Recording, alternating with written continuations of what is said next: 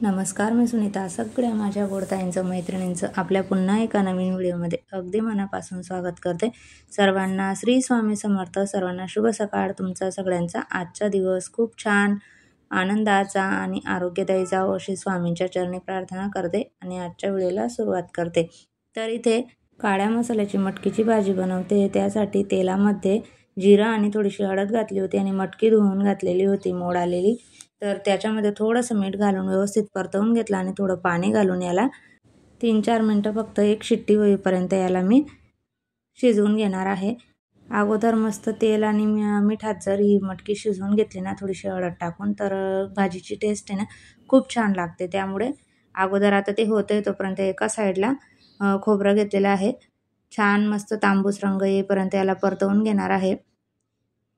खोबरं भाजलं गेलं की याला बाजूला काढून घेते आणि लगेच याच्यावर 3 मोठे चिरलेले कांदे घातलेले आहेत वाटण बनवण्यासाठी. बारीक चिरून घेतलेले आहेत कांदे जोपर्यंत चांगले भाजले जात नाही तोपर्यंत असंच मिक्स करत राहायचं.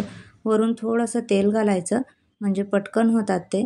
थोडा गॅस कमी करून घेतला आणि जोपर्यंत म्हटलं कांदे होत आहेत तोपर्यंत मिक्सरच्या भांड्यामध्ये खोबरं आणि लसूण आधी बारीक वाटून घेते, कारण नंतर कांदे घातल्यावर मग ते बारीक होत नाही, खोबरं जाडसर राहून जातं.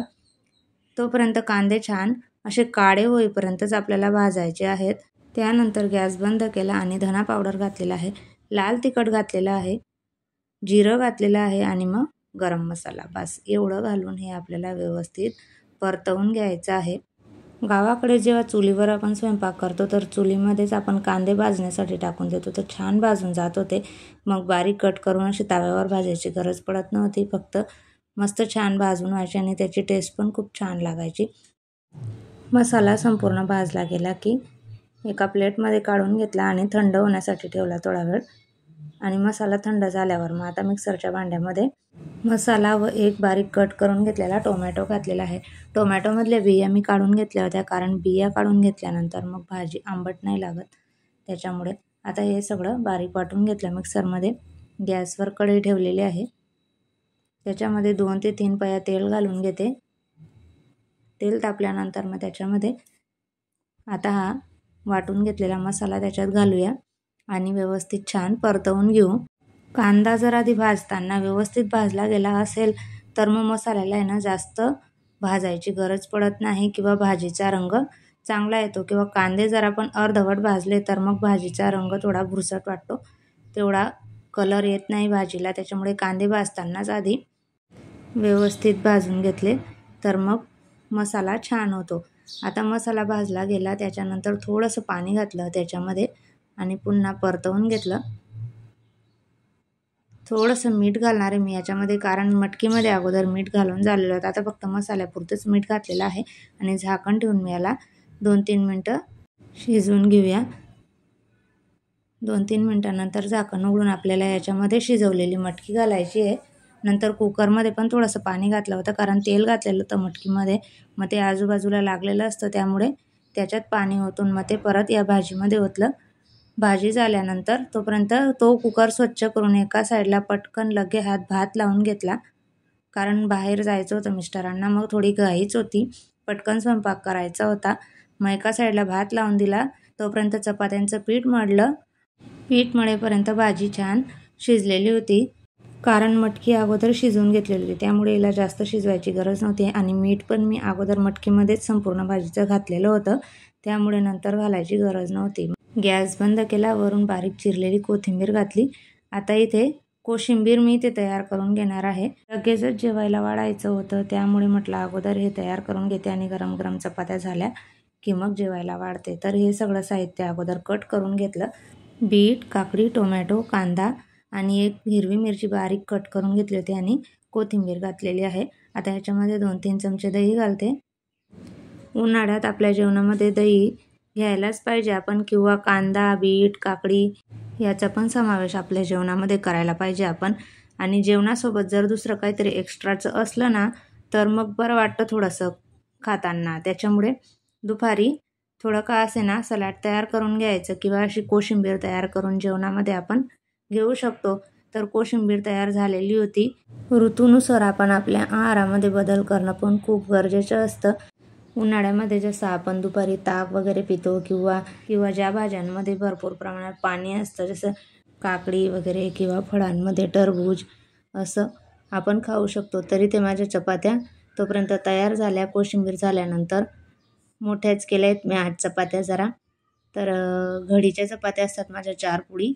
तर मस्त काळ्या मसाल्याची मटकीची भाजी, भात, कोशिंबीर, चपाती. तर सुट्टीच्या दिवशी मस्त असा मसालेदार काहीतरी मेनू जेवणामध्ये माझा झालेला होता. जेवण तयार झालेलं होतं आणि जेवण झाल्यानंतर मग मी व्हिडिओ अपलोड केला.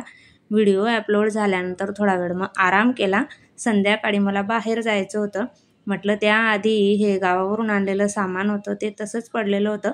म्हटलं अगोदर हे भरून घेते सगळं व्यवस्थित आणि मग नंतर थोडा वेळ होता बाहेर जाण्यासाठी. तर हे सांडगे आणि बाजरीच्या वड्या होत्या त्या राहिलेल्या होत्या वरती पडलेल्या. तर मग ते भरून घेतलं मी सामान आणि पीठ दळून आणलेलं होतं ज्वारीचं. तर ते पीठ पण म्हटलं भरून घेते.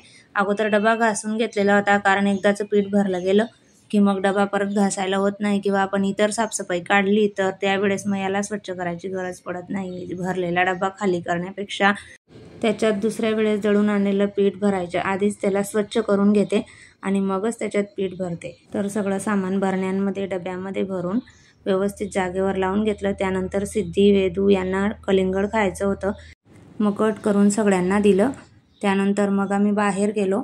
भाज्या संपल्या होत्या, सोबतच काकडी, बीट वगैरे ते पण संपलेलं होतं. मग येताना भाज्या घेऊन आली आणि जेवण बनवायच्या अगोदर भाज्या स्वच्छ धुवून घेतल्या, नित्रवायला ठेवल्या होत्या. तोपर्यंत मग मी रात्रीचं आमचं जेवण केलं आणि मग या भाज्या तोपर्यंत नितरून झाल्या. मग रात्री जेवायच्या आधी म्हटलं या भाज्या लावून घेते परत सकाळी लावण्यापेक्षा.